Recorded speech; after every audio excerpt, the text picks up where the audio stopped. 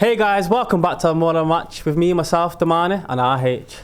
Another episode, D. This one is very dear to me, this one. And I've had to basically say, if you don't come on, our friendship, long time friendship's done. You're probably going to take the mick saying, oh, you've not stopped talking about him, getting in there before you start. It's nice to put a face to the name. All of it is Joe. Oh, well, who's a guest then? Joe Rothwell. Joe Rothwell. Welcome to the podcast. Yeah, means a lot to me, this one. But before we start, thank you very much for all the likes, subscribements, and it's subscribements, is that what it's called? Subscribe, like, subscribe. But thank you so much. It means a lot to us. Yep. Keep doing it. But yeah, Joe, welcome. Thanks for having me. More than a match. Yep. So you got me on a good day, mate. Otherwise, it would have been it'd have been a no. So, quick story behind that. It was his birthday. His birthday, and it was a surprise, wasn't it? Yeah. It's a surprise. So, Joe's wife, lovely wife, organised a surprise, and I got him. I was like, Joe, I'm starting this podcast called More Than a Match with my good mate. Was he drunk by any chance? We can't disclose that on the podcast. It was merry, yeah. It was merry. Yeah. Listen, we're not condoning, any alcohol or anything on this podcast, but yeah, he was, and he said yeah, and I've held him to it. I've been mithering him.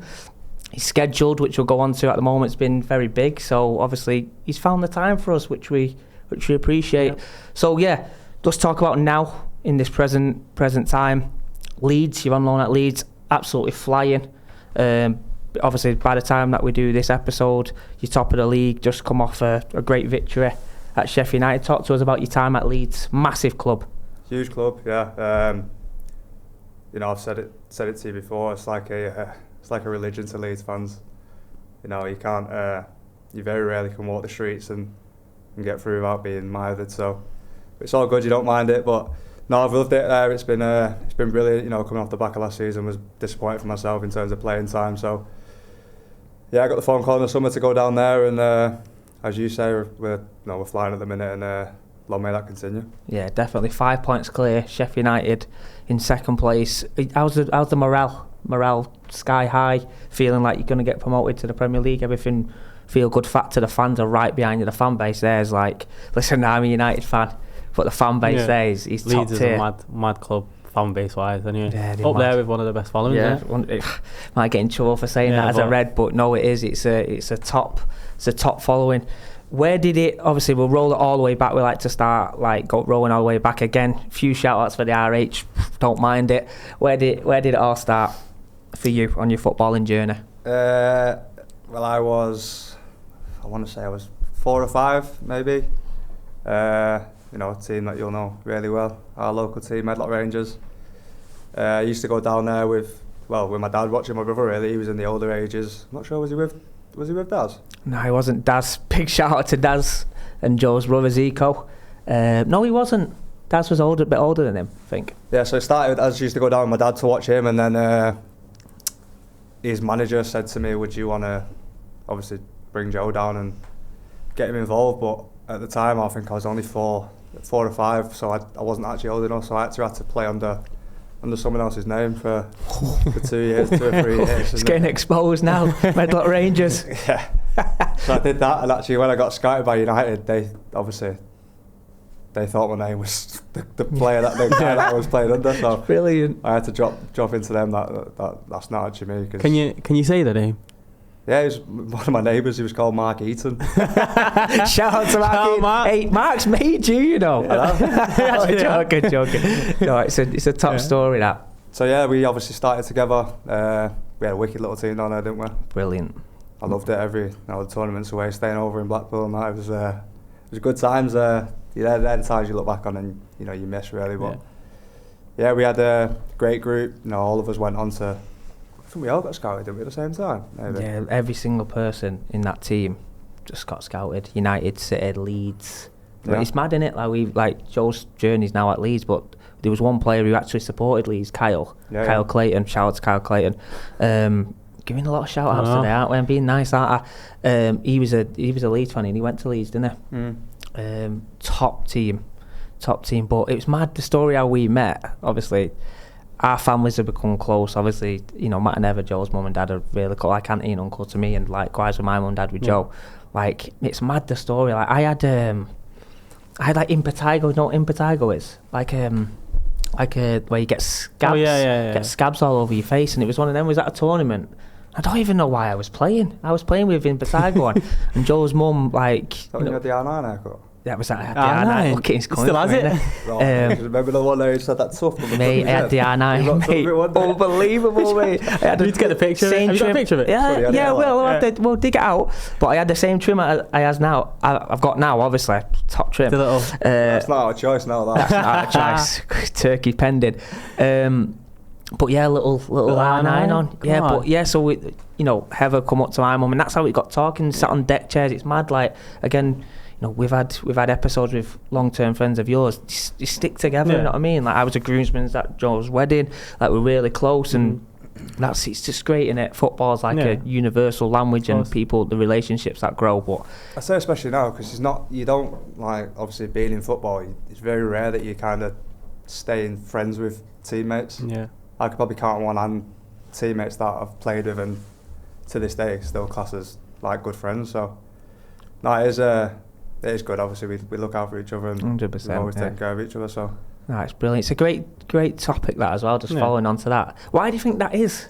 In terms of like, I'll speak to you, D, because Joe's got to think about his answer. Why do you think that is? Even though it's like you're a team, you're together. Obviously, you're winning, you're losing together. But like, it is a competitive sport as well. Yeah. You're in it for yourself as well, aren't you? Why do you think that is? Yeah, but like, I think you go through.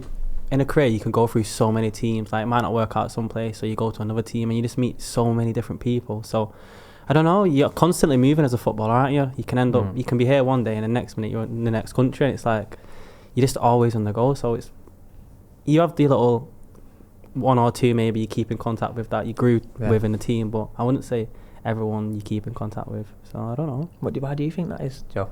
I'd agree, but you see so many players come and go while you're there, especially if you're at a club for 3 or 4 years. Throughout the turnover of players that come in and out of the club, it's just you form a bond in terms of knowing each other on the pitch. But definitely. It's hard to form a close enough one when you're off the pitch to then think, we'll probably stay in touch. It's like but it's even like the families as well. If you talk about the families, I know I've referred to it before, but like our parents are very close. We've been on holidays together. We would go to tournaments, we stay over together. So again, that helps, doesn't it? Yeah. That you're building that, and like you said, look out for each other, everything that we need. It's getting a bit soppy, this, isn't it? More than a match, going a bit soppy and that. But no, it's good. It's brilliant. That's what football's all about. Following on from that, who would you say your biggest influence is on your career growing up to now? Who did you look up to, inspired to be? The biggest influence on my career was my old man. You'll know yourself. Our dad's followed us everywhere and took us everywhere, up and down the country, even abroad. My dad. I was lucky enough that my dad obviously had his own business, so he could afford to have the time and follow me everywhere. But yeah, I probably wouldn't. I definitely wouldn't have be where I am today without the support of my dad and my mum, but no, mainly my dad. No, we talk about it a lot, and I think I've mentioned it so much about the sacrifices that obviously parents make for young. We're talking to the viewers now as well about young academy players, and even the families, the grandparents, everyone, the sacrifice that they make, getting up early, going to work, finishing work, travelling here, there, and everywhere up and down the country, and even financially as well. Like Joe said there, like. His dad was in that position, but it's not for everyone. Yeah. You know what I mean? I know your story, you've shared your story as well. Like, no matter what, your mum would always get you to training. Even like Dee's car would break down, but he would always get to training. It's just it's a top thing. You know what I mean? But I think it's like, obviously when you do make it and you get rewards, I think it's such a nice moment to be able to give back. Even though it's never going to be enough, but it's nice to always think, do you know what, I can help now. And all your sacrifices have paid off, because it's not just about you, it's about your parents as well. Yeah, 100%. Like, Joe's now is playing on, the biggest stage, played in the Premier League for your family, and like, friends connected. You said it with Jimmy as well. It makes everybody proud, doesn't it? It's like a big family. Following on for that, obviously Medlock, great times. Then you went to Manchester United. Talk about how that come around, and talk about your journey. You went all the way, more or less all the way through. Obviously, he was on the bench for the first team, and he was. Talk of us to the viewers and ourselves about obviously that journey and what that was like. I touched on it earlier. I went there when I was 6 to the cliff. So yeah, I was there for. I trained, and because I was obviously younger than everyone else, I ended up training with your age for up until I was 9. And I think at that time is when like they kind of give out not the contracts, but they say whether you're getting kept on or not. And obviously because I was year below, they wanted to keep me on, but I had to drop back down with my original age group. So it was me and remember Jack Rudge? Jack Rudge, yeah. Me and Rudgy was the shout out Jack Rudge. we were the 2. And then obviously when you lot were moving up, I think it would have been to Littleton Road. We had to stay that extra year at the Cliff, and that's when I actually started to play with my own age group again. Yeah, Littleton Road, what a place. Then, do you know after the games and like the showers, everyone just slides across the floor. It's carnage. Big communal bath. Yeah, it's crazy, isn't it? I definitely wouldn't be allowed now. Would never. No. You know what's mad about Littleton Road and the Cliff? Like you've touched on it now. They're still in operation. Yeah. But like that's the history of like Manchester United, isn't it? Like you start off at the Cliff. You integrate to Littleton Road, then obviously you make your way to Carrington. Like it's a good, like no matter what you say about obviously developing players, that structure has been there for years, and it's like it's well known, isn't it? And you make so many memories there, different memories in each one. Like the Cliff, we used to go to the Cliff and used to make it like obviously the David Beckhams have been in this changing room, and it's like to play in the Cliff pitch. It's like this is where all the big players have played, and it's massive. Yeah. It is so big. The Champions League. I remember.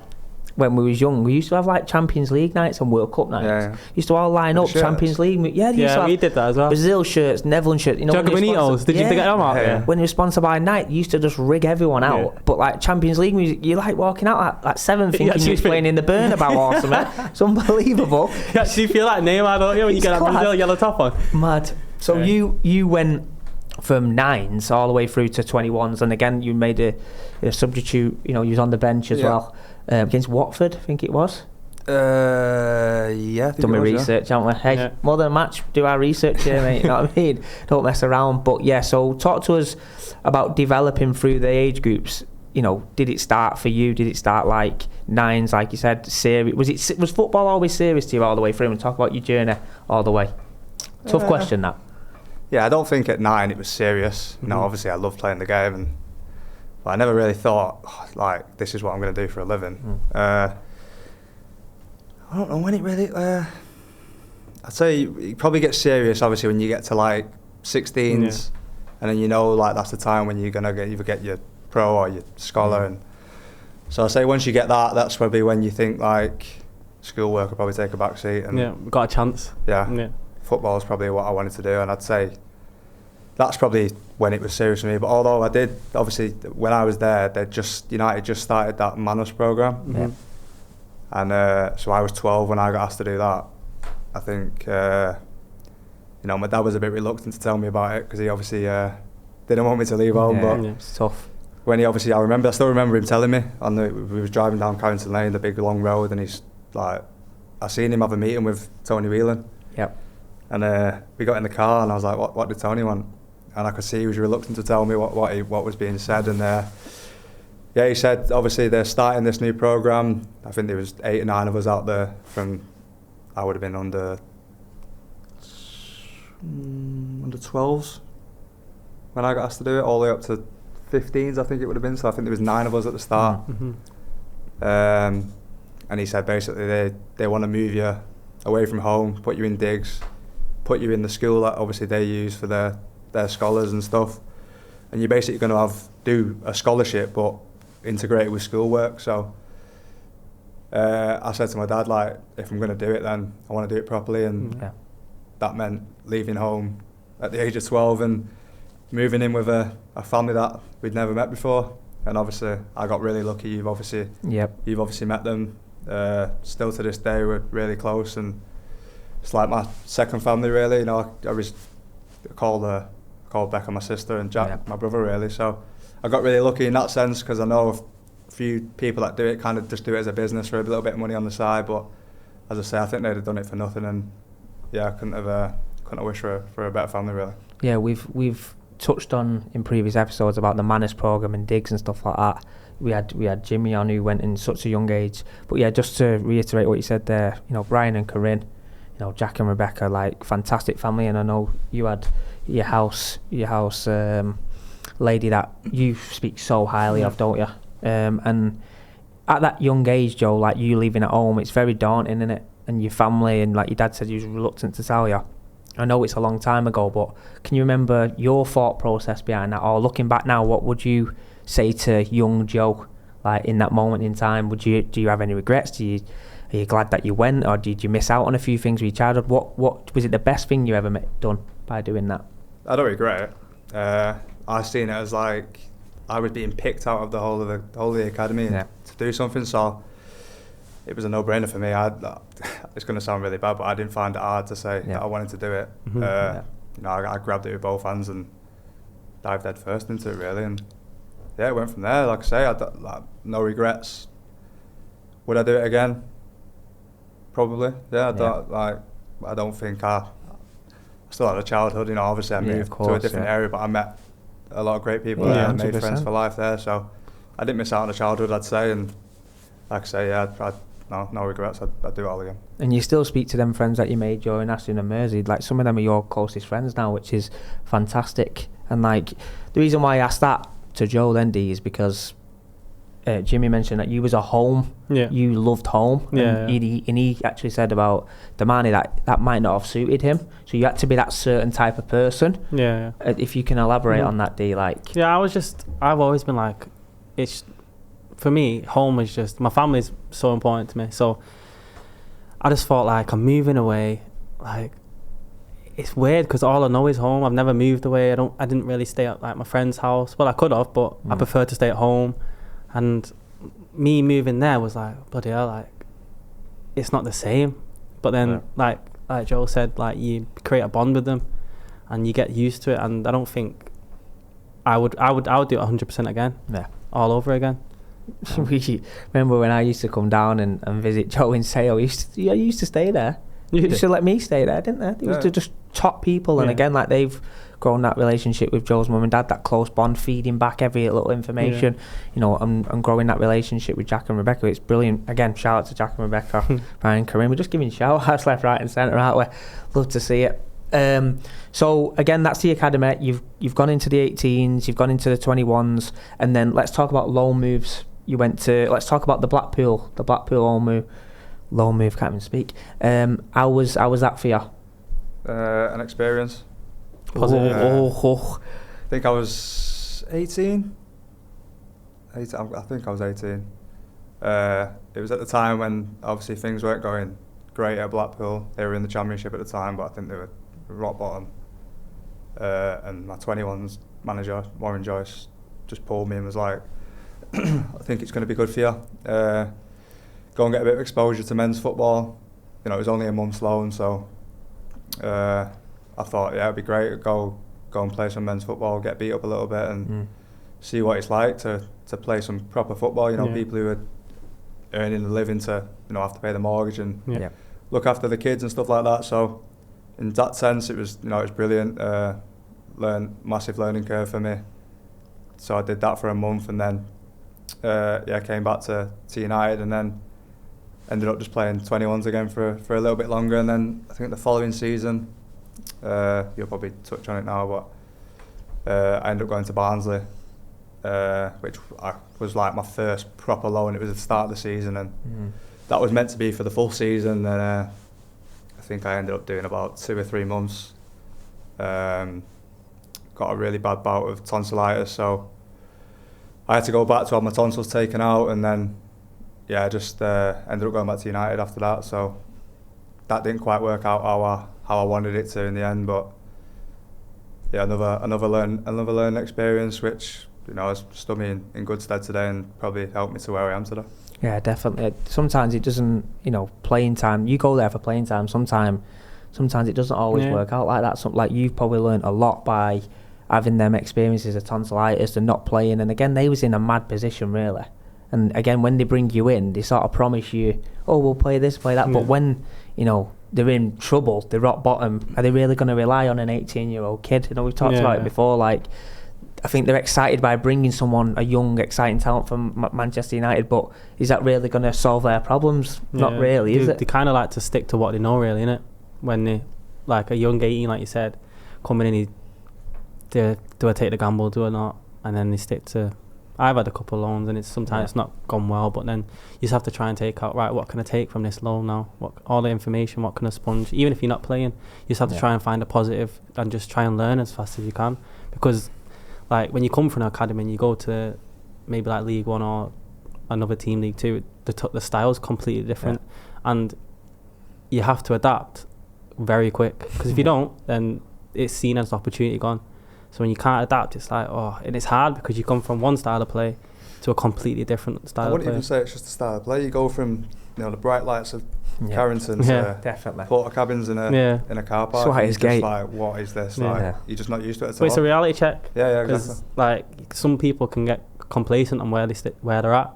But then when you go down to these clubs, you're like, right, not everyone has it like we do. Do you know what I mean? 100%. So yeah, the facilities is a massive one for the viewers, referring back to them. Like you don't always see that as well, do you? Like you thought Blackpool would have been in the Championship. You would think the way the game is now, you'd think, oh well, the training ground must be in a really good condition. Like Joe said, it's a porta cabin. It's like near the seafront. Like the wind's like blowing like. I just have to take my training kit home and wash it and everything. Look at this guy. where do you leave my kit? You take it on. First day. But even I that. went to drop my kit back off in the kit room. He's like, no, you take that home and wash it. I was like, It's like me. I remember I asked for a towel. He was like, did you not bring your own? I was like, oh. Yes, everything gloves like you can have some gloves or some, and like you got to get your own. Yeah. No, so it is in terms of stuff like that. That's what's really good about it, because you go from having everything handed to you to then not. Yeah. Advice. So again, keep referring back to the viewers. Any advice what you would give any young player now in that situation? What would Joe Rothwell say to that person going to a League One club from a Premier League club? Obviously, we've seen it quite a lot now. Like these big clubs are sending like to the League One, League Two. What advice would you give them?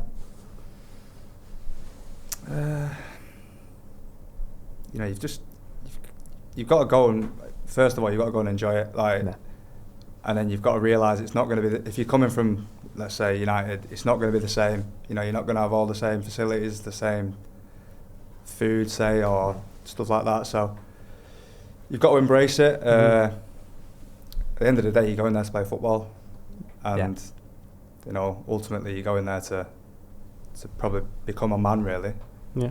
And I think that's what I learnt most from them two loans, especially at such a young age. But I'd always advise anyone, if you're not in and around a first team or whatever, I'd always advise going on loan. I think it was the best thing that I did. And obviously you see what it's actually like in the real world, let's say. And yeah, but as the main thing I say is just go there and embrace it and try and enjoy it if you can. Yeah, no, I agree with you. Yeah, totally agree with that. If you just we backtrack a minute as well. Like England, you represented England at obviously 16s, 17s, 19s, 20. Like, what was that like for you representing your country as well? I know we're backtracking a little bit, but that's something that's a massive achievement, and that can't go unnoticed. So, what was that like representing your country at youth level? Yeah, obviously, when at each age group, the main thing you want to do is to play for your country at any level. So, yeah, to get that phone call when I was obviously for the 16s to play in the Victory Shield. I think it was against Northern Ireland, my first game. It was unbelievable. It's always something that you want to do. And then I actually got the phone call to go back the week later and play again, which was not something they would usually do. They always try to have different teams for each game. So that was obviously, at the time I was in that Manners programme, and they all came down to watch the game. I think it was at Morecambe against Scotland the second time. So yeah, that was unbelievable. And as you say, went all the way through to under 20s, and yeah, I loved every minute of it. Yeah, it's brilliant. And for the viewers that don't know, you can qualify for another country, can't you? If you want to tell everyone that country. I am eligible to play for Scotland, yeah. Scotland, come and get him, mate. And that's another thing, like, again, you're in the Championship at the moment, but you are on loan from a Premier League club. You used to say, say in a year or two, you're lighting it up, you're back in the Prem, whether that's with Leeds, whether that's with Bournemouth, whether that's with another club. Like, you must still have aspirations of representing England or even Scotland. Oh, okay, I've always said I'm more than open to the idea of playing for Scotland. Obviously my gran was Scottish, so I think it'd be something she'd be really proud of if I was to do that. But no, my focus now, obviously at the minute, is to club football, and there's only one target this year, and as I say, we're on track to do that at the minute. Just RH is getting him in Scotland. If he gets in the Scotland national team or the England national team, it's all down to this. When this comes out, taking the credit, really. Honestly, it's meant not down just because he's like a Rolls Royce and he's a wizard, just down to us and this podcast. Cheers, Joe. Thanks for coming, mate. Appreciate it. So, and then moving on, Manchester United did offer you a new deal, didn't they? And you turned it down because you felt like it was, I don't want to speak for you, but you felt like your career was elsewhere. You felt like opportunities was elsewhere. So you decided to go to Oxford United. Let's talk about obviously how that happened and your time at Oxford. Yeah, you've obviously touched on it there. I turned 21 now, so it was getting to a stage where I needed to go and play men's football and get some exposure, really. And I got the phone call from Oxford. Michael Appleton was the manager at the time, and I spoke to him. He said he obviously really liked me. He tried to sign me previously on loan. And then, like I say, I got to 21 and I knew the time was right for me to leave United. Obviously, it was tough. I'd been there. That's all I ever knew. Mm-hmm. But I knew the time was right. I needed to go out and start playing games. And thankfully, Oxford gave me the opportunity to go and do that. It's tough, though, as well, like, because if you think about your family, you're a Manchester lad. It's down south, but, like, it's far, innit? Oxford's, like, far. It's just, for Manchester, it's far, innit? So, moving away, new house, new club, like what was that like for you? Like, obviously, because you want the football inside to go really well, but then obviously you've got other dynamics that you need to sort out. House, like, what's that like for any footballer? Obviously, for football fans, they think it's easy, like players moving here, there and everywhere. You don't just settle in straight away. It takes time, doesn't it? Yeah, it was tough. Obviously, when I was at Barnsley, I'd lived in an apartment, but I wasn't on my own. I had one of the other lads who I was on loan with, we lived together. So moving to Oxford, I say that thankfully I'd met Holly at the time, so she was able to come down with me, and thankfully she's a very good cook, so I wasn't struggling when it came to food and stuff like that. But it was the first time that I'd say I'd lived on my own, properly. And as you say, it is hard. It took a bit of adapting to getting used to, and it wasn't like I could just jump in the car and go home midday off either. So yeah, it's tough. As I say, I loved it down there. It was a lovely place to live as well. Like, just outside Oxford, I lived in Bicester, and it was obviously at the time it was kind of a newish area. It was kind of up and coming, but I was lucky that obviously I had Holly with me, so I wasn't on my own. And we did that. We lived there for 2 years, and obviously bought a little dog in the meantime as well, so Potts. he kept us busy. But it's a funny story with Potts, isn't there? With a Blackburn thing, we'll go on to that. Yeah. It's funny, it's a belter. Blackburn, the head of social media at Blackburn smashed it there, by the way, but we won't. We'll get there. For you, D, obviously you went to Wickham as well. Did you move down? So what was that like for you? I found it tough, to be fair, because like you said, I'm from Manchester. All I know is Manchester, and my missus couldn't move down with me, so she come with me for the first 2 weeks and then let me settle in, and then she had to come back for work. But then obviously it's not just getting in the car and going home, because it's 3.5 hours away, so it's like when am I next going to go home? And it's lonely because I didn't play as much as I wanted to, and you go training, you come home and there's nothing to do. Like, you think, what am I doing down here? Like, what can I do? But I had a friend who lived with me at the time, Ali Al-Hamadeh, and he helped me because he was from Liverpool, so we had a connection. And at the time, we both wasn't really in a team, so we could talk. We had something to talk about, like, how can we get in a team? Like, why are we not playing? So it was almost like we pushed each other, and it got better. Because then I started to think, we used to go down home together. So we say, like, one weekend you drive, next weekend I'll drive. Car skill. Yeah, but it was tough because, fortunate for Joe, he could bring his missus down, but when you can't, it's like, it's just you. And you just left, you're like, bloody hell. Mate, Amy's waving me off, mate. Amy's, bye, mate. See you soon. See you later. Luke up there. Luke up, waving. See you, Daddy. But yeah, what, in terms of standards, You've gone from Man United, you've gone in, you're trying to settle. I talk about patience because patience is very important in that situation, because it took you a little bit of time to get in the team. Well, not in the team, but maybe like stay in the team, because I think you was playing a lot, but it was like in, out. So like, if you could talk to the viewers about that, like what was that like? Because you've got to earn your stripes a little bit, haven't you?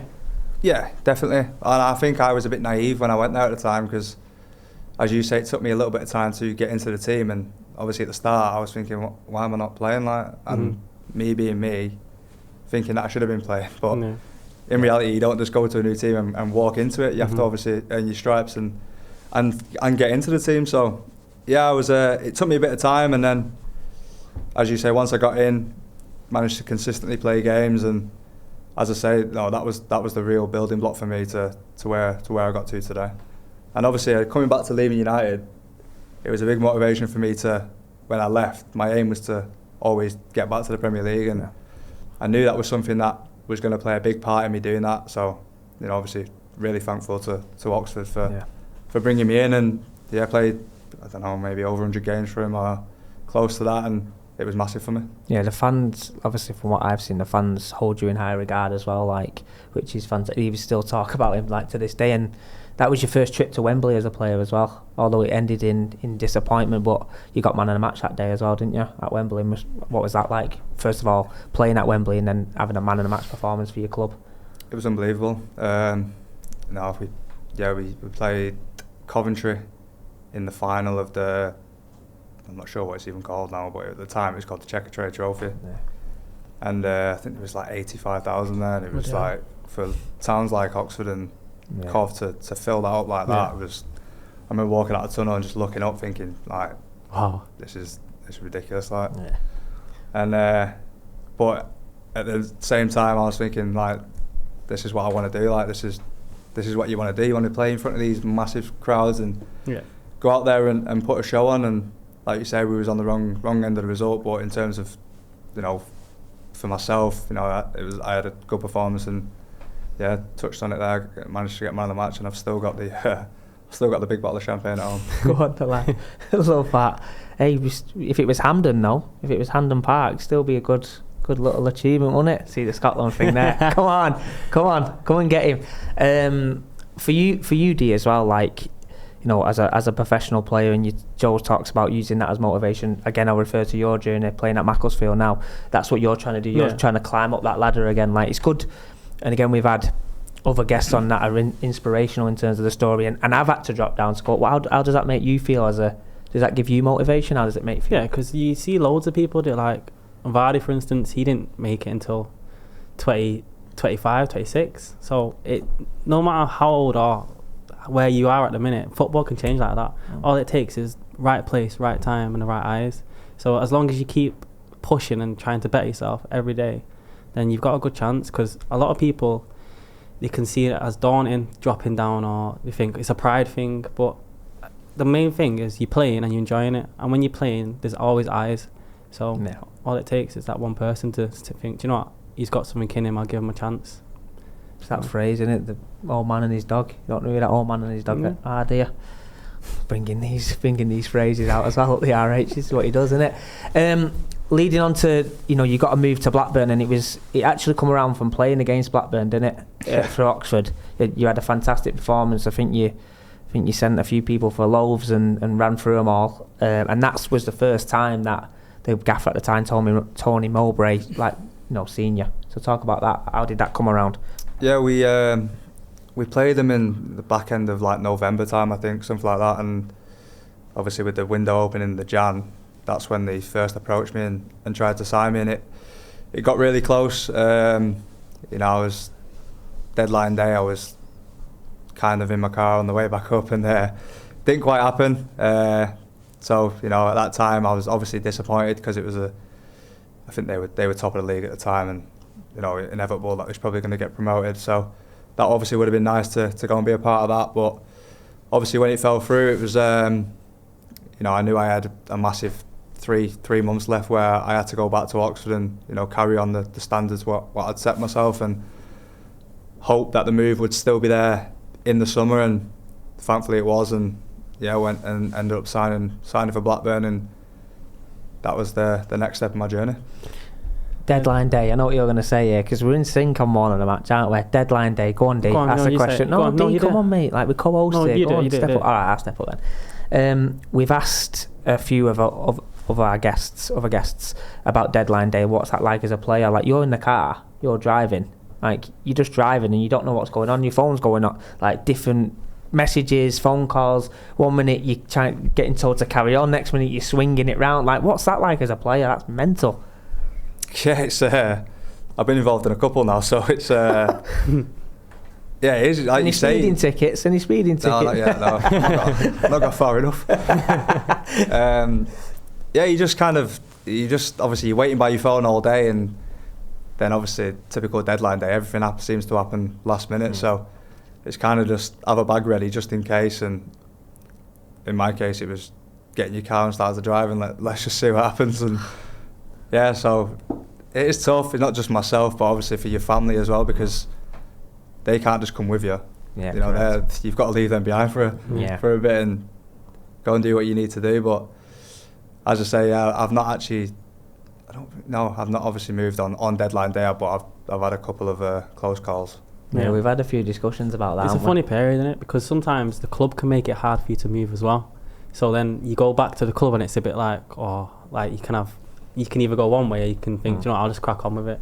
But it's a weird one. Also the fans as well. Yeah. Because if they get wind, they're like, Rothwell's off to wherever. Then we're like, they might give you a load of jip because that you're getting off. And again, we'll go on to that a little bit detail. But again, you moved to Blackburn.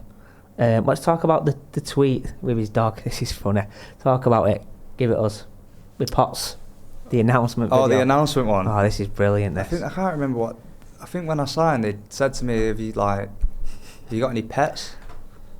And I was like, "Yeah, I've got a dog." And they obviously said, "What's his name?" And I told him, and he's like, "Why did you pick that?" I was like, me and the wife are big Harry Potter fans." So, it was just the first name that came to mind, and I think I sent a photo in of the dog lay on my missus, and above it said King Potts or something like that, and that was the picture they used for the announcement. So he's got a dog called Potter. On his missus. Harry and Potter. That's what we used. I think when they'd done it, they obviously said they'd done a teaser, and it was one of the things was he's got a dog called Potter. Anyone's gonna know that my dog's called Potts.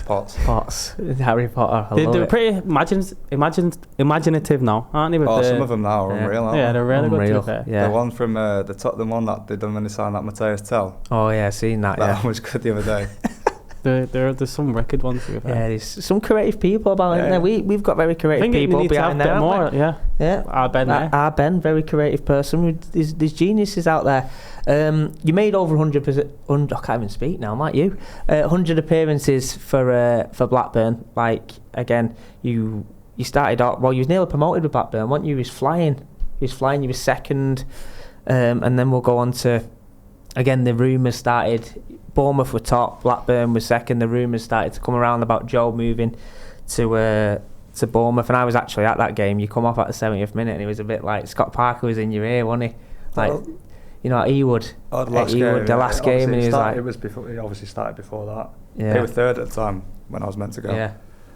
But yeah, that was. Do you want to talk about that now? Yeah, I would love to talk about that, Joe. If you could elaborate, mate. No, obviously. We'd similar to the Oxford and Blackburn situation, we played them in the November time down at the Vitality, and I think I'd had a half decent game, and then obviously the window had opened, and from the start of the window, obviously my agent was like, Bournemouth are interested, I think they want to take you in this window, and obviously for me it was. I seen it as a massive opportunity, and it was something that, I've said it before, it was something I was really keen to do, and there's been rumours out there saying it was because my wife wanted to move back down south when she's not even from the south. So from Birmingham.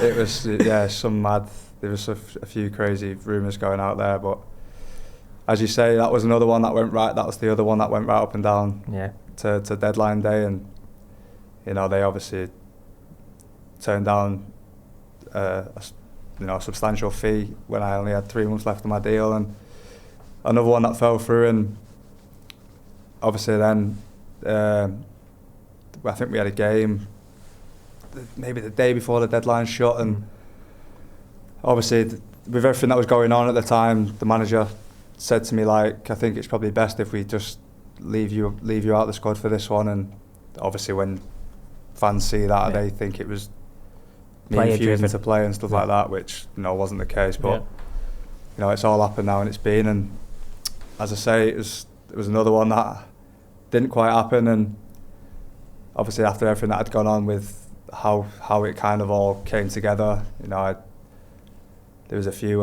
didn't get the warmest reception when I came back for them last 3 months, but frosty. I didn't take. People thought I took my foot off the gas because you went from second and fell out of the playoffs, but that wasn't the case. It's not something I would ever do. But probably left on a bit of a sour note after such an enjoyable 4 years that I had there. And as I said, it was another case where I obviously had to try and carry on doing what I was doing, because I obviously still wanted that move to happen in the summer. And obviously if I'd let my standards drop, then I probably wouldn't have got that move. So thankfully obviously they got up, they got promoted, and thankfully for me it was they still wanted to take me when they was in the Premier League. He wasn't discreet with it though, Scott Parker, when you played.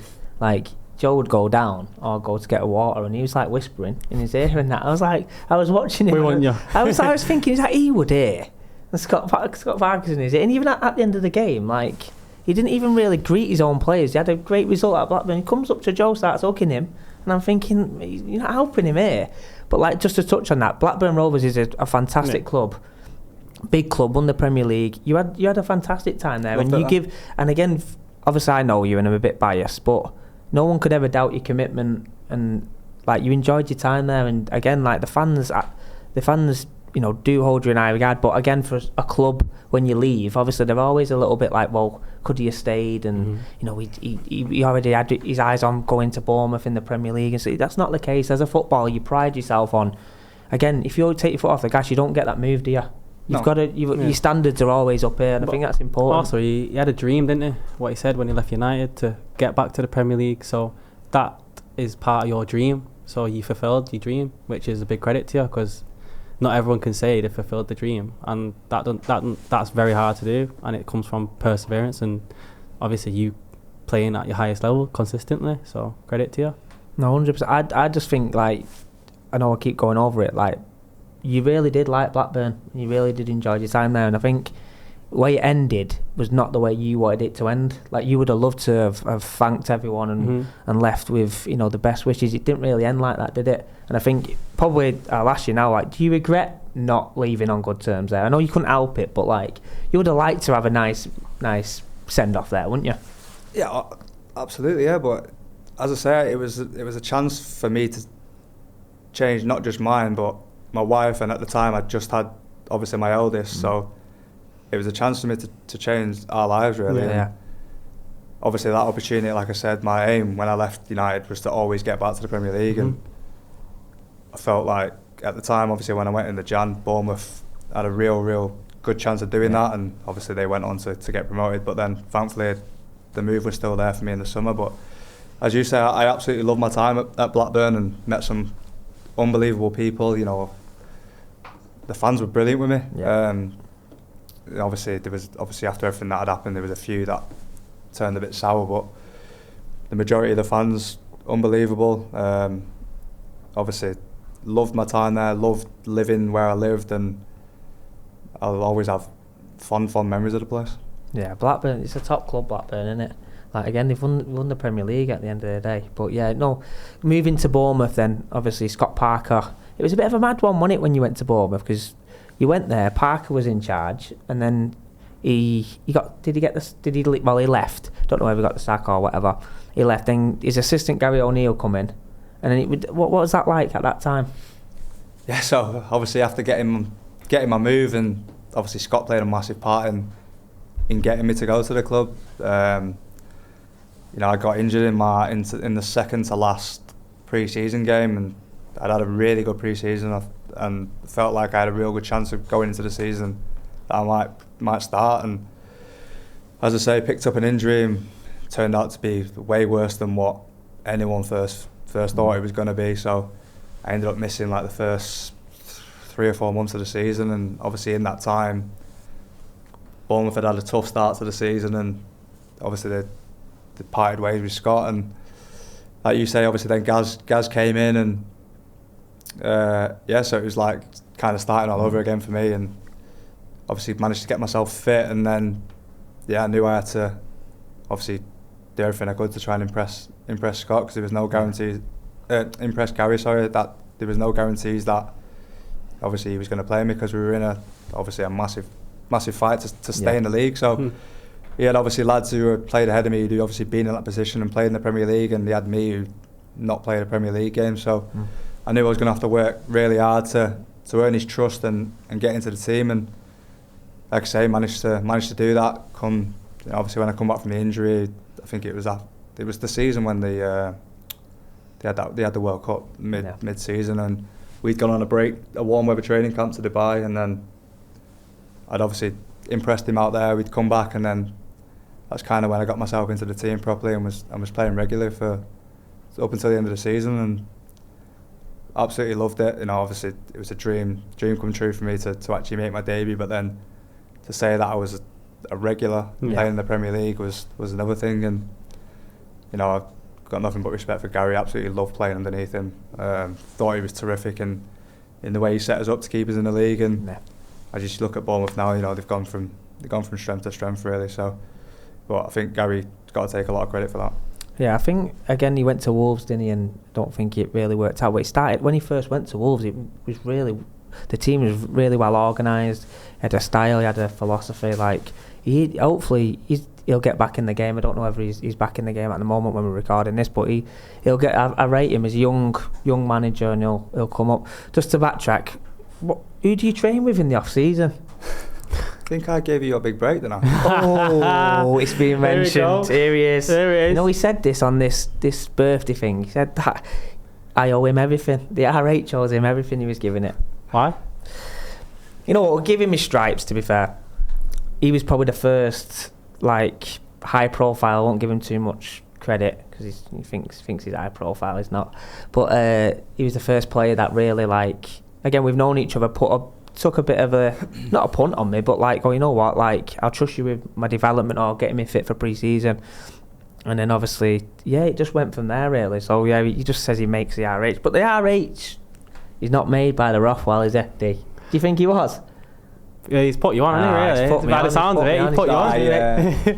Have you seen you sitting there smoked? I mean, you don't want to say too much. I can't remember how it even come about. I think you just say I think you obviously started doing little bits, and then it was at the time, obviously, when in the off season, I thought I'm not one for just going on the street and running. I really struggle doing stuff like that. So I felt this was the best way of getting the best of everything, really. And I gave him I'll give him a chance. Paid off. This guy paid off, didn't it? This is mental. He ran the absolute bollocks off me. Yeah, he did. Put him into a grave, mate. I've not come here for this. I've come here to put him in a grave. Knock the ball around. Yeah. Put him in a grave, mate. So I thought, right, I'll give him one more chance. This guy, mate, this is mental. Go on. Went down again, and then that's where he brought a keeper down. Was it Ellis? Yeah. Shout out to Ellis. Yep, another shout out. And then, nice. it was obviously, I really enjoyed it. I felt really fit going back, and I'd said to him, I went back for pre-season, I was like, that's the best I've felt in pre-season. Cheers, Joe. Yeah. Credit's where credit's due, Raz. So then it's just carried on from there, hasn't it? Yeah. Don't get any credit off him. Ever. When he came out for my wedding, we even got a session in. This is the commitment what I do, you know what I mean? For my mates, I go above and beyond for him. So out for his wedding at the campus in Portugal, boots, getting him in good shape. Everything's out there. Honestly, and then he claims he makes the RH. I just gave you open hand, didn't I? Give you the platform. Had a few clients off the back of me, I think. Yeah. Marcus from there, was it? Marcus from it. Was Bruno from there? Was Diogo Dalot from there? Was Anthony Alonga? Name dropping, yeah. Stevie, hey, another one. I know he's going to take the mic now. Go on, Stevie, give it to me. But Stevie's another one. Big shout out to Stevie, because without Joe, you do a good job for Joe. Then he speaks to Adam Armstrong, and then you do coach Stevie, and then he speaks to Bruno next door, but one to Bruno Dalot. That's how it works. Obviously not to fucking lick your ass, but you've got to be doing something right if people are coming back to you. Yeah. And obviously lads come and they enjoy themselves. It's not good. See what you're like, you just don't show up. So This is why we're going into the podcast game. This is it. Like, I think that was another thing I told you to do, wasn't it? This guy. Anyway, it's not about me. Well, it is, but it's not. Loved it. The Premier League. Going back to the Premier League, I've got to compose myself now. I'm going all red. Like you said, you fulfilled your dream going back to the Premier League. What was it like returning to Old Trafford, playing at Old Trafford? Yeah, like, that was the one game I looked out for. And thankfully, I managed to. I wasn't quite in the team then, but obviously, Gaz put me on for like the last 10-15 minutes, and it was a buzz that you'd always wanted. You know, walking out of not walking out, but obviously coming on the pitch at the team you've grew up and supported. It was bittersweet, shall we say? Yeah. But yeah, like I say, it was a dream come true, just to play one game, but to go on to play quite a few in that season, and obviously I'm sure we'll talk about what happened in the following seasons. But for that season, no, I absolutely loved it and felt like I'd earned my stripes to play in the Premier League. Yeah. It's some going, isn't it? Yeah. It's some going to be a Premier League player, regular. Like you said, we'll go on to it. A regular there. It's every young footballer, male, kid's female. Dream, really, it's a innit? kid's dream, innit? And again, you've achieved it, and you're living it, so. and you're not done. Like you said, like D there, you're not done, and that's why I asked that question as well about aspirations. Because you as a player, you must. I know you're concentrating on your club football, and I get that, but every you've got aspirations. I have. You have. Like that's why I'm saying. Like I think there's more. There's still more to come from you. Let's talk about another loan. You went to Southampton on loan. Should we talk about you scored a volley or something? Should we talk about the volley? Not getting it on. Well, we will, but at the moment, not at the moment. We're recording it, but should we leave it? No, talk about it. You have to talk about it. Yeah. I don't know whether we should give him a satisfaction after that comment before. Yeah, no. You know what? We'll talk about it then. Go on, the volley then. Give you some screen time. What happened with the volley? Well, I was originally meant to take the corner. But everything happens for a reason. It does. Yeah. For some reason I didn't go out and take it, and it was one of them. It came in the box. Keeper's punched it, and I've just seen it coming down. I've just thought this is getting. It's a sidewinder, mate. It's goal of the month, wasn't it? Yeah. The goal of the season. Goal of the month. No, I didn't win goal of the season. Mustn't have been that good. Was that your first goal? That was my first one for Southampton. Yeah. You scored 2 in that game, though, didn't you? I scored 2. Yeah. Yeah. But some goal to get your first goal, though, innit? Yeah, but it's one of them. No, as soon as you catch it, I didn't even watch it go in. I just turned around. Started celebrating. Didn't even celebrate. We were getting beat 2-0 at the time, so. But in your head, you're thinking, what I'm fucking screaming out.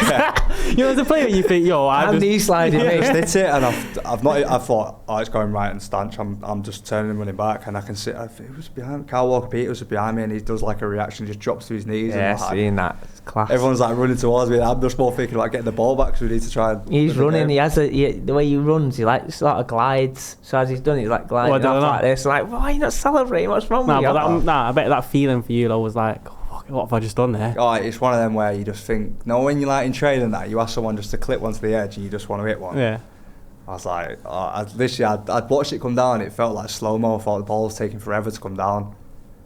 And I've just literally just hit it, and I've hit it so sweet, the ball's spinning back, and it's just perfect trajectory on it. It was. I think it's one of them things that we worked on in the off season. So yeah, I didn't celebrate. Looking back now, should I have celebrated it? Yeah, I think you should. Because then obviously I went on to score the equaliser as well. So I don't think I celebrated that one either. No. This is what I mean. This is why the fans going, "What's up with him? Knee slide. Give him something." But you just scored a screamer, yeah. You know what I mean? I think there was a clip when he scored that. I think I mirrored a clip from the session, sidewinder and that. Practicing probably nothing like that goal, but I thought I'm just gonna do it. You know what I mean? I made him, didn't I? So anyway, moving on. You got to the playoff final with Southampton. I get just to touch on it, your time at Southampton. What was that frustrating for you at Southampton? Because you again in the team doing well. Russel Martin, it was a gaff at the time, dropped you out in again. What was that like? What was your time like at Southampton? Well, it weren't just Southampton. That whole season was a real frustration for me. Obviously, coming off the back of the season I had before, I'd gone into the new season full of confidence, and then obviously Bournemouth had parted ways with Gaz and brought in Iraola, who's there now, and he'd come in, but I'd had a bit of issue with my knee during the off season, so I didn't really have a proper pre-season. Obviously, with a new manager coming in, you want to impress and train as much as you can, and so I didn't really train that much during pre-season, and then I think I played in like the last pre-season game. I'd played half a game just to try and get a bit of match sharpness, and then obviously the week after the season was starting, and he'd started me, and I think we played West Ham, and then I ended up getting man of the match actually, and I was like, this is going to be like, I'd come off the game and I thought it's going to be some season, and then obviously it didn't quite work out like that. Obviously I've nothing against the manager. He's unbelievable. You can see what he's doing now. Unbelievable manager. Like really nice guy. I just don't think I fitted his style of play, which that can happen. Yeah, it's football. It's not your fault, is it? So then obviously, because obviously I wasn't playing, I went to see him and I just asked about the possibility of going on loan to play some games, and he was more than open to it. He felt it would have been good for me, and obviously I had the chance to go to Southampton, which obviously in terms of for me and my family worked out really well because I could still live at home and travel to there. So managed to get that to go through, and I was obviously absolutely buzzing because I was thinking, watched how they obviously played the style of football. I thought this is like obviously how I want to play, and so I went there, and as you say, it just didn't quite happen for me. And like I say, it was nothing against. Obviously, loved Russell. Like still love him to this day. Still speak to him, and it was just one of them things. The team was flying at the time, and I found it really tough to get in and stay in. And as I say, no regrets about going there. We obviously, when I first signed there, the one job was to get Southampton back in the Premier League, and achieved it. Obviously, we managed to do that via the playoffs. So, but all in all, last year was a really frustrating season for myself. Yeah, I think, like you said there, you reached your goal, and we spoke about it before, even though they reached the goal and you wasn't really as involved as what you wanted to that day. What was that like for you? You was buzzing about, reaching the goal and going back to the Premier League, but was it one of them you would like to be a bit more a part of it on the day, playing wise? And I know you're buzzing, aren't you? But what was that like for you? Yeah, obviously I'd spoke to you after it, and it was just such a weird feeling for me.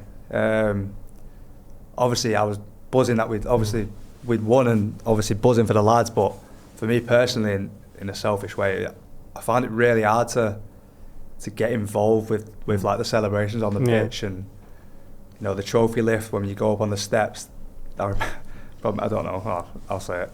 The trophy was getting passed down, and I went to the very end thinking it was not going to get to me, like I'll be safe, and I could just see it keep coming, and I was like, the lad next to me was like had it, and he went to give it me, and I was like, I tried to like say as if to say pass it the other way, because I probably shouldn't, but I didn't feel like I was worthy of lifting you know what I mean? You actually own expectations though, innit? Yeah. Do you know what I mean? Yeah, that's what just for me. I didn't get on the pitch, so I was like, why? What have I done to be part of this, like, kind of feeling? So it was bittersweet for me, like obviously buzzing, like we'd set out what we wanted to achieve, and I'd played my part in the promotion. I'd scored a few important goals, but that particular day, I felt like I found it really tough to get involved with like the on-pitch celebrations, but off the pitch, we had a good couple of days. Get involved in that. No, it's the reason why I ask is I know how that made you feel in that moment, and we appreciate you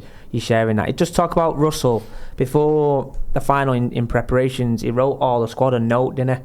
So and he popped it under every hotel room. He wrote every single player like a note. Like, talk to us about that and the method behind that. What do you think? Why was that? Was that because he loved his squad and he wanted to thank them and tell them how much he appreciates it? Or like, because it's quite a master stroke that. Yeah, right before preparation. Doing that before a big game. Preparation. If I know if I'm preparing for something and D or you slide something on the day, it lifts you, doesn't it? So talk to us about that. As you said, he'd handwritten like letters, so to say, and posted under everyone's door the night before the final.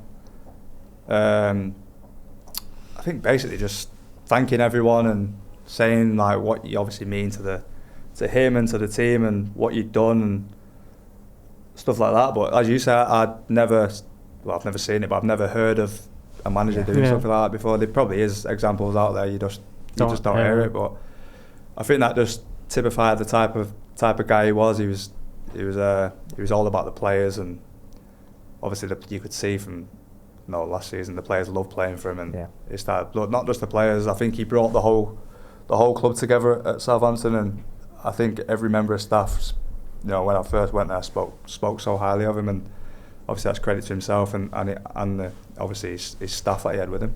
Yeah, I think that's brilliant. That it's thoughtful, that very thoughtful to go through every single player and write, as especially handwrite, not even type, handwrite. Yeah, I think that was the thing that shocked me the most. You could say it was handwritten. Yeah. And then I just remember a knock at the door and this like envelope coming under, and I opened my door and no one was there. I was like, it's like a Squid Game, that. He definitely sprinted off down the corridor like that. It's mad, that. No, I've never heard that until Joe mentioned it. I think that's a masterstroke, that, especially going into a massive game. Yeah. And it clearly worked because they got on to give achieve you that the extra goal. little 10%, 20%, whatever it is. Brilliant, great story that. So again, you return to season ends, return back to Bournemouth, and then that leads us to where you're at now. Obviously Leeds, absolutely flying. Your role at Leeds, again, I think, being biased and reading a few comments from the Leeds fans, I think you held at really high regard there. You started off again like earning your stripes, you got in, and obviously it's a big squad game, a lot of fixtures, so now you're finding yourself in, then out. But still, I think massive credit to you is when you're coming on, you're making an impact. What's that like for you, starting a game and sometimes dropping out? What's your thought process there? Because again, it is a big squad, there's a lot of games. How do you prepare for that now? I'd be lying if I said it was easy.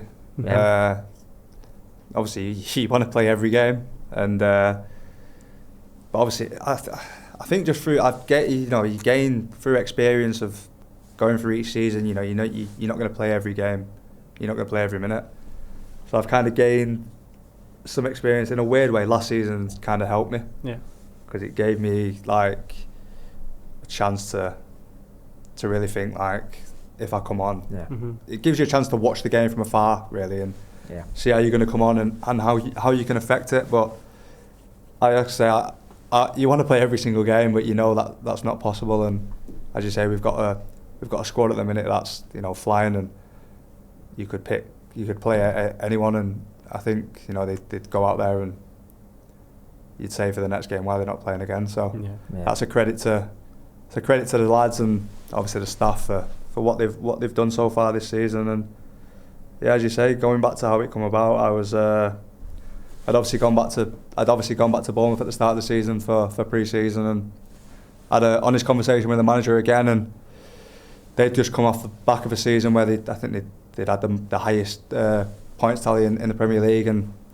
I knew for myself it was probably going to be tough to find my way into the team. So obviously spoke with the manager, and he kind of said that it's probably you're probably best to go get some football elsewhere this season, and didn't quite expect it to be Leeds, in all honesty. Obviously they'd obviously had the other end of the final, the disappointment of losing the game. So, but they was coming off the back of a really good season themselves. So obviously took a gamble on me in terms of looking at the season I'd had before, not really played. What am I gonna bring to them? But obviously after speaking with the manager, from his time at Norwich, he'd seen me play quite a bit during that time when I was at Blackburn. So he knew what I could do and what I could bring. And as you say, it took me.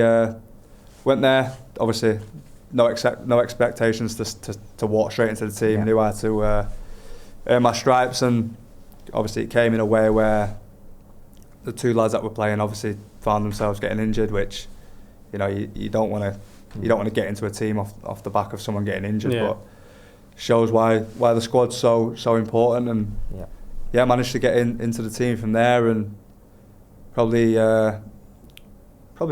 surprised a few people in terms of they weren't expecting me to do what I kind of did really. And managed to have a really good run of games now, and like you say, the squad's coming back together, everyone's fit, so with the games that we've got left, it was always going to be a matter of rotation. And I've just like you say, some days we'll be playing, other games might not be playing, but always be ready, as you've seen in the last couple of games that we've just played, and I think it's going to be the same all the way up until the end of the season. It's a lot of players find it hard to come off the bench and make an impact, and people say it takes quite a lot of time to get into the game. So how do you prepare yourself when you sat on the bench and you might get a chance to come on? No, there's definitely games when I've come on and I'm probably not ready to come on. It's freezing cold, you can't feel your feet, and you're getting thrust on to try and help the team either get an equaliser or a winner. So in terms of that, it can be hard, but I always find myself just trying to. I love watching football, so I, in a weird way, sometimes enjoy sitting there and watching from the side, and you can kind of see where if you come on, where the areas are where you could do something, or so you're always just trying to mentally prepare yourself for, if the manager gives you 1 minute, 5 minutes, half a game, just trying to be ready, knowing where, if you do come on, where you can hurt the opposition team. Yeah, I think, like we said, you're in a fantastic position at the moment. That goal remains, to go up, and if it'd be fantastic winning the championship and add that to your sort of CV, because again, like you reached it last year through the playoffs. I know it was a bit frustrating, but if you go 2 years getting promotions with 2 clubs, that's some going. And again, I know it's a bit of a mad question. A lot of things can happen in football, but Leeds is a top club, so if that did become permanent and stuff like that, what a club. I'm sure any other club in the Premier League that you want to get back to the Premier League, you want to be a regular, and it's fantastic. But that's where we are now. Just a few questions from us on just advice. We like to, part of the show, we like to include the viewers and stuff like that, and answer questions that they would like want to get answers to, really. So what advice would you like give any young player like coming through an academy? Because every young lad or girl now is in an academy at 9. It doesn't always work out. Like it's a lot, a mental battle sometimes. It's a roller coaster. Like what advice would you give someone starting off now, going all the way throughout? What advice would you give them? The main one for me is just you got to enjoy it. The day you stop enjoying it is a day that that's not what you want to do. I still get the same enjoyment as from when I was 5 turning up at Medlock as I do now, playing at 30 years of age. So the main thing would be obviously enjoy it, and then in terms of like when you're there, like listen to your coaches. Take every bit of advice in and try and use it, because obviously they're there for a reason. They're trying to help you, and you don't always know best. So I'd say for me, but the main thing definitely for me is enjoy it. No, I think again you got to keep that enjoyment, and no matter what you do and where you do, even in day-to-day life, you got to enjoy it. Like even whether you're working a 9 to 5 or whatever, you got to have that desire and got to set yourself goals and reach it. But for the young generation, and hopefully we have a lot of young players watch this and take inspiration from your journey and other players' journey. It's so important. The question that you probably hate answering, but like, who's the best player you've played with and against? Because it's always a difficult one, this, isn't it? You don't want to leave anyone out, or you don't want to stitch anyone up. He might not be bothered about that, to be fair, but I think it just puts him on the spot a little bit, doesn't it? I'm going to tell your teammates, so I'm going to message him on Instagram saying you said that he's not his best player. Get him in trouble. I think it's probably the you hear everyone at United, most of them say the same thing, and that was Ravel. Yeah, Ravel. Right. He was just like, he was obviously older than me, but I did play a few games with him, and he was just different. Like, what was it about him? Was he one thing, or was he just an all-round player? Just everything. He's just his like technical ability and his aura. Like just had so like he wasn't afraid to do anything. If he messed up, didn't bother him. He'd go get it again and then stick it through someone else's legs. He just wasn't. He's still a joke now, though. Yeah, he wasn't. He's still a joke now. He plays like on Tuesday evenings, and he's just so technically. He's just dead smooth. He's just like. He's always got the one thing that I say to him about, he's always got space. Yeah. Like, if someone gets tight, like they're not tight, because he just spins them or like rolls it. He's an exceptional talent, and again, he's still playing because he loves the game, doesn't he? It's maybe didn't work out like everyone had thought for Ravel, but he still loves the game and he's still playing. Is that in the youth career, or what would senior wise? Who would the senior like played against? Maybe like Ravel might be the best. In your Man United days. I'd say the one who gave me the most trouble was last season. We played Liverpool at Anfield and Szoboszlai like ran me ragged. Gave a penalty away against him and everything. It was not a good day for me. In what sense? Like, was he just sharp? Fit, technically, what stuck fitter out? Than me, sharper than me. Knew what he was going to do before. I was just coming in 100 miles an hour to press him because I was getting that frustrated, and he just pop it one side and run the other. I was like, no, this is not. It's not it. It's not a good day. That's not the one. Is it? Who's your best player you played against? Played against? Yeah. Put me on the spot here. No, I have, haven't I? I have to come back to that. Yeah, I'll come back to that. Sorry, I've caught him off guard there. Again, we've not asked this question. I think it's quite a funny one. Who's like the biggest character, like in the dressing room? Like, you go into dressing rooms, you have the quiet, chilled guys, and you have just the absolute cannons. Who's like, give us a cannon. What, now? Yeah, now. At Leeds or just in general? Anywhere in your career, just give us a cannon and look in that camera and just say there was a cannon.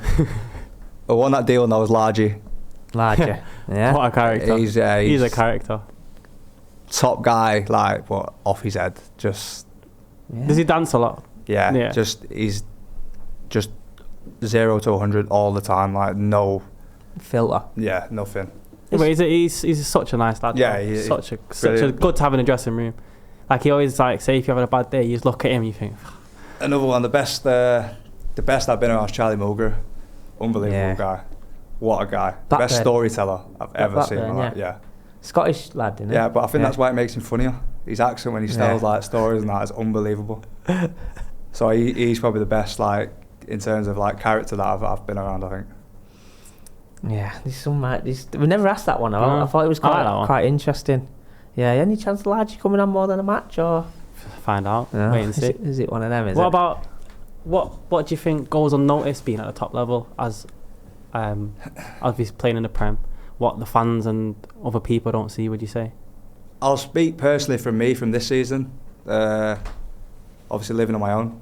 My kids and wife still live in Bournemouth. Mm-hmm.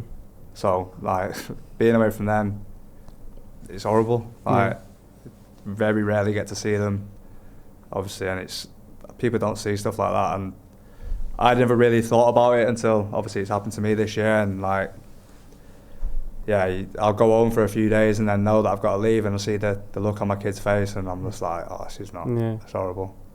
So I think, that's probably the biggest thing for me, like, being away from my wife and kids. Sacrifice. It's a massive sacrifice. That I've always said that to you. It's very difficult, that, you know, the close bond that you've got with your girls and obviously your wife. It's tough, that. I think it gets it does go unnoticed, that, because people might think that you brought the family with you to Leeds. Like, it's not always. And I'd love to. The case. But obviously with kids in school, stuff like that, and it's not as easy. The uncertainty of what's going to happen with me next season. It wasn't just a case of let's uproot and move again. And to be fair, my wife's been unbelievable. Like, she's, you know, you've obviously know her well. She's brilliant. She holds the fortress down really well. Yeah, amazing. Yeah, she's even that, like, talk about like wives and OH and stuff like that, and I've met Sass, and like, again, they play a massive part. Yeah. Like, that support network.